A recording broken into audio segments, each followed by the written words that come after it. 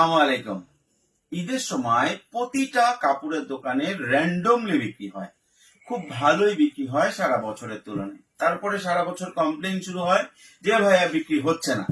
তো ঈদের সময় যে ক্লায়েন্ট গুলো এগুলো যদি আপনি ধরে রাখতে পারেন, তাহলে আপনি কিন্তু সারা বছর খুব ভালো বিক্রি করতে পারবেন। এখন ঈদের সময় কাপড়ের দোকানে বা শোরুমে যে ক্লায়েন্ট গুলো আসতেছে, তাদেরকে আপনি কিভাবে ধরে রাখবেন? আপনি যদি চান এই বয়ামের ভিতরে তাদেরকে ভরে রাখতে পারেন। এটা একটা চাইনিজ টেকনিক। বয়ামের ভিতরে ভরে রাখাটা আসলে মজা করে বলা। এটা কিভাবে ভরবে আমি বলি। চাইনিজরা কি করে, এরকম একটা সুন্দর, এরকম না, সুন্দর একটা বক্স রাখে, সেখানে ভিজিটিং কার্ড, যে ড্রপ ইউর ভিজিটিং কার্ড আর ড্রপ ইউর কন্ট্যাক্ট নাম্বার, আর একটা পাশে থাকে চকলেট বা ভালো কোনো গিফট, চাবি, রিং, কলম, এই ধরনের গিফট।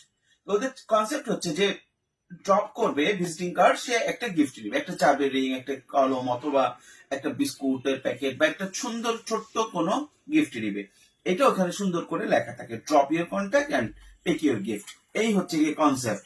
তো আপনি যদি সবার কন্ট্যাক্ট লিস্ট এখানে ভরে ফেলেন, তাহলে কিন্তু সারা বছর ক্লায়েন্টের সাথে যোগাযোগ করে আপনি বিক্রি করতে পারবেন। এখন আসেন, অনেকে বলবে ভাই ভিজিটিং কার্ড তো অনেক ক্লায়েন্টের থাকে না, তাদের জন্য লাল, নীল, হলুদ, সবুজ কাগজ রাখবেন, লিখবেন যে আপনার নাম এবং কন্ট্যাক্ট ডিটেলসটা যদি দিয়ে দেন তাহলে আপনি গিফট পাচ্ছেন।